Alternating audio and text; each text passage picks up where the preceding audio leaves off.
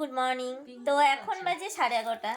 তো দেখো সকাল সকাল চলে এসছে আমাদের বাড়ি দুটো কুটুম, ঠিক আছে, অতিথি। এটা হচ্ছে আমার ছোট মামার বড় মেয়ে, আর এটা হচ্ছে আমার ছোট মাসির ছোট মেয়ে, ছোট মাসির মেয়ে, সরি।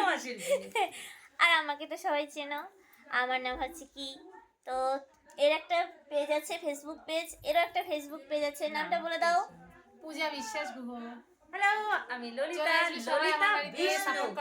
সবাই চলে এসো আমাদের পরিবারে এসে আমরা সবাই একসাথে এগিয়ে যাব।